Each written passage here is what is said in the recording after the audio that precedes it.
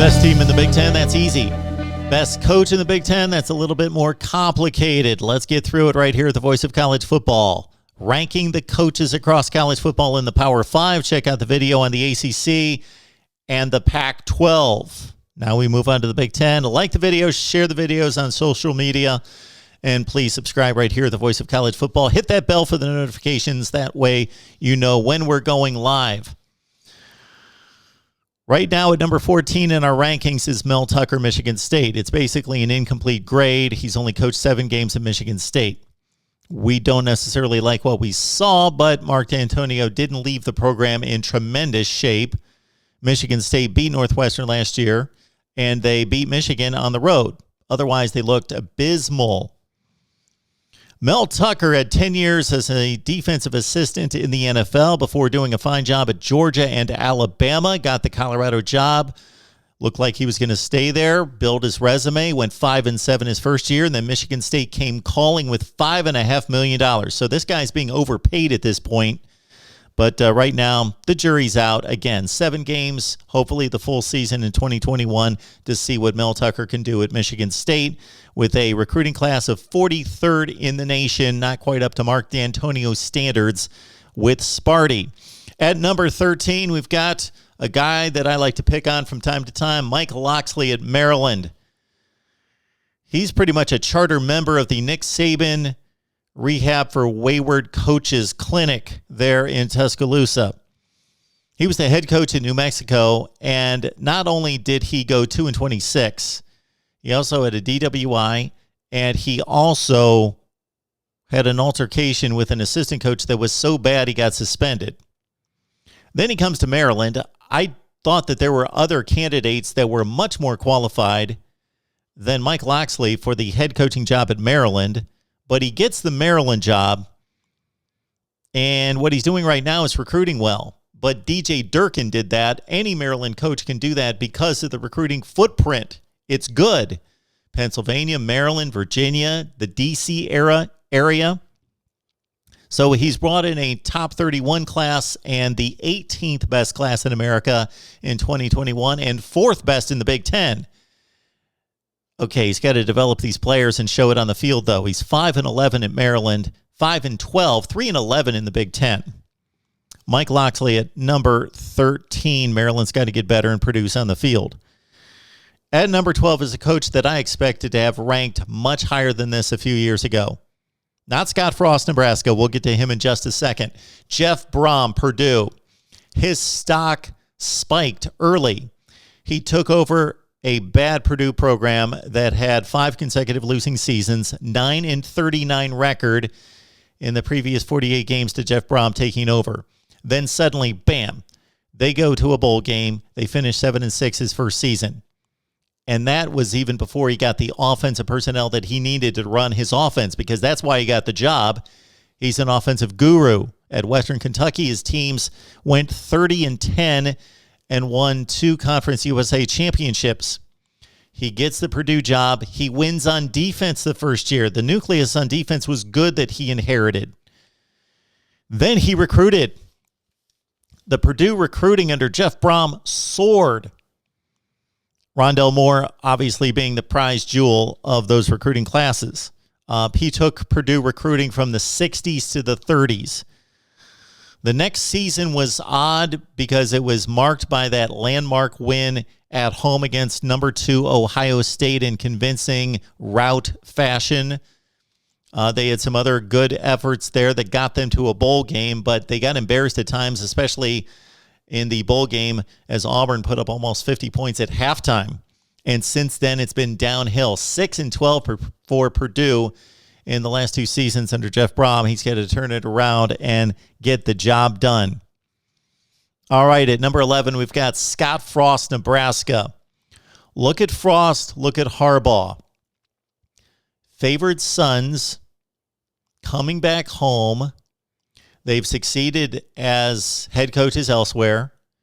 Again, favored sons, in this case, a national championship quarterback at Nebraska who got the job done, looked like the perfect fit at Nebraska, and it's not happened yet. He's in his 4th season.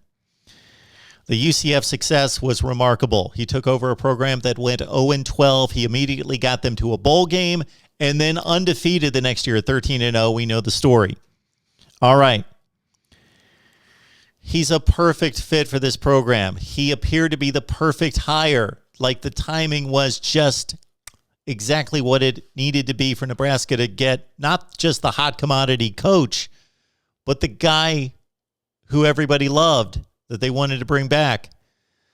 He had offensive success as a coordinator at Oregon. Okay, like what we see at Florida State right now with Mike Norvell, he took over a talented roster, a top 25 to 30 roster, but with a lot of disciplinary issues, a dysfunctional clubhouse. He's cleaning it up, or has cleaned it up, hopefully at this point. He's getting into his fourth season, but 12-20, 9-17 in the Big Ten.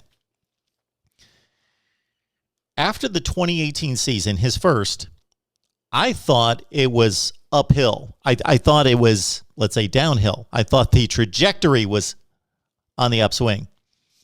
They started 0-6 in 2018. They went 4-2 down the stretch against the tougher opponents. Most notably, they went to Columbus, took Ohio State down to the wire, and they lost to a top 15 Iowa team on the final play of the game. 4-2, two quality losses. I thought, there they go, 2019. And they were picked to win the Big Ten Western Division in 2019 by the media. They went from 4-8 to 5-7, and then this 3-5 season in the truncated pandemic year. Scott Frost, he's brought in top 25 recruiting classes. He should be able to compete with the resources and everything, the rabid fan base and support and money and everything there at Nebraska against the likes of Minnesota, Iowa, and Wisconsin. He has yet to do that. It's year 4. It's time to win. All right, everybody below this line, Frost and Brohm for sure. Mel Tucker just getting started at Michigan State is underperforming. Now everybody else I'm talking about is performing capably, at least meeting, if not exceeding expectations. Greg Schiano, talk about a perfect fit. Rutgers has to love that they got Schiano back. Rutgers football has been awful forever, except when Schiano was there from 2001 through 11. He took them to 5 consecutive bowl wins. They finished ranked in the top 10 in the country, in close to the top 10 in 2006. And then he leaves Rutgers. Okay. 2 years in the NFL as a head coach with the Buccaneers. He goes to Ohio State. He comes back to Rutgers. He takes over, yes, the worst football program in the Power 5. Had lost 21 consecutive Big Ten games, most of those in embarrassing fashion. Could barely complete a forward pass. What's he do this year? If you watch Rutgers football this year in 2020, they were competent. They were capable. Looked like a completely different team in going 3-6, and they lost 3 of the other 6 games by 1 score in the Big Ten, where they were getting blown out by 40 and 50 points on a regular basis. Greg Schiano at number 10. At number 9, we got P.J. Fleck at Minnesota. Difficult rankings here in the Big Ten. So I think P.J. Fleck, quality coach, could probably get a job just about anywhere in America. Did a bang-up job at Western Michigan, of course. They were 1-11 at one point when he left Western Michigan. Get this, 13-1, went to the Cotton Bowl, a New Year's Six game for Western Michigan. That's the job that he did at Western Michigan. Then he goes to Minnesota, gets off to a bit of a rocky start. The 2019 season was the big turnaround. 2018 season, because they were 2-6. They rallied to go 7-6. They won their final 5 games. He made a bold decision in November to fire his defensive coordinator, Rob Smith, and it worked. They kicked it into gear. They beat some quality teams, including Wisconsin and Northwestern, got to a bowl game, and won the bowl game over Georgia Tech. That set them up for the big year in 2019. 11-2, top 10 finish, beat Auburn in the Outback Bowl. Okay, this last year was obviously a regression at 3-4, but again, it was the pandemic year, 7 games, who knows. His recruiting classes, he's taken Minnesota football from 50s and 60s in recruiting rankings to 38 and 38 the last 2 seasons. PJ Fleck, the salesman, number 9 in the Big Ten. At number 8, kind of difficult to place him right now. Coming back to the Big Ten after a long spell of time in the NFL and at Arkansas, Bret Bielema, now at Illinois. Of course, we know what he did at Wisconsin, 68-24, 3 consecutive Rose Bowl appearances with the Badgers. He goes to Arkansas, and it was a bit of a mess there because of Bobby Petrino's transgressions. John L. Smith was a disaster, and he took over a bad football program. Took him a while to get it going. It looked like he was the guy there. He got them from 3-9. A couple years later, he's 8-5, winning a bowl game. Then they went south the next year after getting off to a nice 7-3 start. He loses his job the next year after going 4-8. He's been off the map. I didn't know for a time where Bret Bielema was. He spent some time with the Patriots and the Giants, and in listening to some of his interviews since he got the Illinois job, he talks about learning at the NFL level, learning that his brand of football can work in part, but it's 2021, and he's updated the offense. It'll be interesting to see what it looks like here in Bret Bielema's resurrection in the Big Ten here. Can Illinois win? Well, this would be the guy to do it. Bret Bielema at number 8. All right, at number 7, we've got a coach who at any time in the last 12 or 13 years would have been ranked much higher at any level in any conference. That's Jim Harbaugh. I do think that the criticisms of Harbaugh and the perception of what's going on at Michigan and the lack of meeting expectations is overblown. Okay, he's not meeting expectations. What are expectations? To me, at Michigan, contend for Big Ten championships, win a Big Ten championship a good percentage of the time, meaning you should win 3 or 4 in 10 years. Okay, he's won 0, of course. He can't get past Ohio State.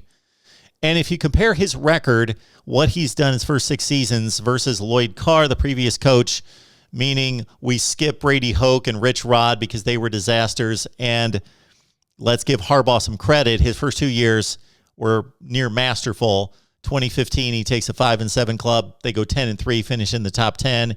Then the next year, they come this close to going to the Big Ten championship game. A different measurement may have completely changed this narrative and changed reality past that point.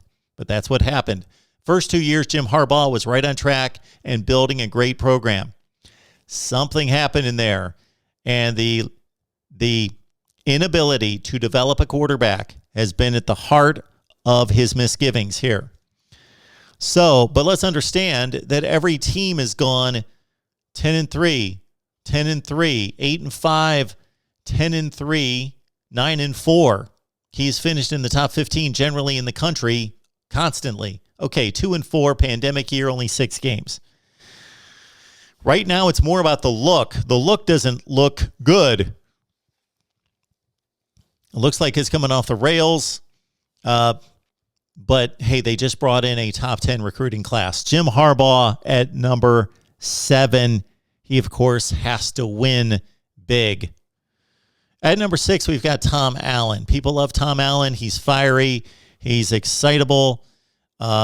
Indiana's the ultimate underdog, and he's winning. But let's pump the brakes a bit. It's not been that masterful what he's done. It's good. He's done a really good job. It's his first head coaching position as well. His first game was almost upsetting Utah in a bowl game at Indiana when Kevin Wilson was replaced. Okay, his first 2 teams went 5-7, 5-7, 5-7. Then he goes 8-5, loses a bowl game, but gets Indiana back into bowl play. And then 6-2 this past year with a loss to Ohio State. So he challenged the Buckeyes, and he beat Michigan for the first time since 1987. All right, he's doing a great job. I want to see more. I want to see if this continues. Okay. At number 5, Kirk Ferentz at Iowa. He is so respected across the country. And in many ways, you could take most of his coaching tenure and most of the qualities that he brings and elevate him to top 10 status in the nation. But in other regards, the results, they're sketchy, they're spotty. Overall, Iowa seems like a very consistent, stable, steady 8-4 top 25 program. But no, it's been a bit rockier than that. Kirk Ferentz takes over for Hayden Fry, an Iowa legend who had left the program in a bad place. Kirk takes him to 1-10 his first year in 1999, and then boom, within 2 years, they're a new program. They go 31-7 in 3 consecutive years, 3 consecutive top 10 finishes in 0-2, 3, and 4. And they are on the way, right? No? After 2004, they only finished ranked in the final top 25. 2 of the next 10 years, a full decade finishing in the top 25 twice.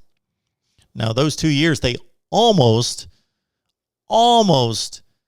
took out Ohio State to win the Big Ten championship and won an Orange Bowl in 2009.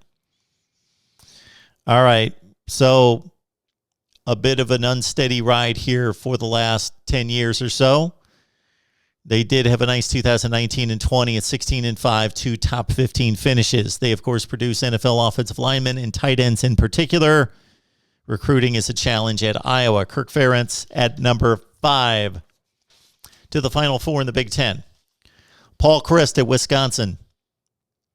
Okay, Barry Alvarez built the program. Wisconsin had been awful throughout the 60s, 70s, 80s, into the 90s. Barry Alvarez left Notre Dame to rebuild Wisconsin. And he pretty much set in play a program, and he built the mold. And he's been smart enough and had the vision and foresight to kind of rehire himself a number of times through Bret Bielema and Gary Anderson and now Paul Chryst, who only went 500 at Pitt. Now at Wisconsin, he's 56-19, has gone to 2 championship games, ranked in the final poll 3 of 5 times, 2 in the top 10, 5-1 in bowl games. Paul Chryst just identifies with Wisconsin football. He's the right guy for the job. We know what Wisconsin delivers. We know the identity. Paul Chryst, Wisconsin, 4th best coach in the conference. At number 3, we go to Penn State and James Franklin. What a job he did at Vandy. Vandy went 9-4 back-to-back years. 9-4 at Vanderbilt, 5-3 in the SEC. Okay, he gets the Penn State job. And he's got to thank Bill O'Brien for putting him in a good place, because Bill O'Brien, of course, weathered the storm of the Jerry Sandusky aftermath. Hands the program over to Franklin. They were emerging from scholarship reductions and bowl bans. And he only goes 7-6, 7-6. And then in 2016, he gets off to a 1-2 start, including a 32-point loss to Michigan. And then came the turnaround, because there were rumblings at that point. Year 3, not looking great. It was actually 12-13 under O'Brien, so Franklin was 14, 15, and 16. Yes, year 3. Miraculous turnaround. They run the table. They have the great comeback win against Ohio State, and the number 2 team in the country. They win the Big Ten championship, go to the Rose Bowl, finish in the top 10. And so 2016, 17, 18, 19, Penn State's a top 10 program in the nation. They finish in the top 15 all 4 years, finish in the top 10 3 times. They win BCS bowl games in the Fiesta Bowl, Cotton Bowl, and they give Ohio State the best run for the money that any team in the Big Ten came anywhere close to. They lost twice by 1 point in games that they had double score leads in the fourth quarter, but couldn't quite get it. All right, so that was a 42-11 run with 3 New Year's 6 bowl games. Of course, last season They lose Journey Brown. They lose Micah Parsons right before the season. They lose in a very strange game in Bloomington. Lose to the Buckeyes, start 0-2, then 0-5. They rally to go 4-5. I think that's to his credit. The team did not give up. So Penn State with the one aberration of a season at 4-5. Let's not go crazy about that. James Franklin, number 3 on our list of coaches in the Big Ten. At number 2,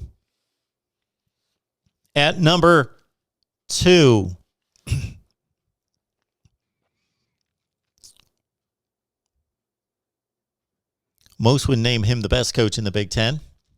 At number 2, Ryan Day, Ohio State. All right. Great offensive mind. He's taken over the program from Urban Meyer. It's at least as good as it was under Urban Meyer. It might even be better. Maybe the recruiting's even as... It's tough to tell. It's pretty much the same program. It is running on all cylinders. There has not been a hiccup. Even the one playoff game they lost to Clemson 2 years ago, you could throw up your hands and say they got ripped off. Okay, they were outclassed by Alabama. That would be the one, and I think a lot of that had to do with coaching. I believe Ryan Day was a bit schooled in that game. Now, I'm not going to overhype that or overstate that. He is an amazing coach. He's the second best coach in the Big Ten. So I think he's going to learn from that. It was a first-time experience getting to the championship game, having to play a second elite opponent. And really, it just wasn't a good matchup from the standpoint of the secondary. He's got this thing on a roll. Well, Urban Meyer got it on a roll, and Ryan Day has been a good steward of it. But let's also understand where he's coaching. He's at Ohio State. He has one of the largest athletic budgets in the nation, resources, facility, everything going for him, and was handed an NFL roster. Let's also consider that at Ohio State, even though these seem to be, this does seem to be a golden age of Ohio State football going back to 2012, or by some definition, you could say 2002, that there has not been an Ohio State coach who has not competed for the national championship since before World War II. So he's the latest. It's amazing. He's 20-2. I get it. He's at Ohio State. What's going to bring him to a number 1 ranking? If he continues this, he could not even have to maintain this. 20-2 is a bit much to maintain, 90%. But Urban Meyer won 91%. What's 20-2? 95%? So if he does anything reasonably close to what he's done his first 2 years, he will ascend to number 1. I just got to see it continue with his roster and his complete handprints, fingerprints on the program. At number 1 is Pat Fitzgerald, Northwestern. Do you realize that Northwestern has been ranked in the final AP poll 5 times in the last 9 years, and they were never ranked in the preseason? They don't get ranked in the preseason. They even get ranked lower than they should get ranked when they're ranked, because people just can't believe that they're as good as they are. We know about the academic challenges, the academic standards being a challenge for recruiting elite football players. We know it's a 3-star roster. The current roster is comprised of recruiting classes that have ranked 47th, 49th, 51st, and 58th. And one could say, well, that's Pat Fitzgerald's responsibility, because I certainly would have made that statement concerning most jobs in America to say, well, yes, he's developing talent and doing a great job with lesser talent, but that's his problem. That's his fault. He's responsible for the recruiting. Yes, of course he is. He's at Northwestern. He's at the smallest school in the Big Ten. He's won the Big Ten Western Division 2 of the last 3 years. He gave Ohio State a heck of a game in the Big Ten Championships this past year, and his team has finished ranked in the final AP poll 3 of the last 4 years. Pat Fitzgerald is doing the best job of any coach in the Big Ten. He's number 1. Those are the rankings. Let me hear what you have to say here at the Voice of College Football. Leave your rankings below, and we will see you next time with the ACC. We've done the Pac-12, the Big Ten. What about the Big 12? We'll see you next with that.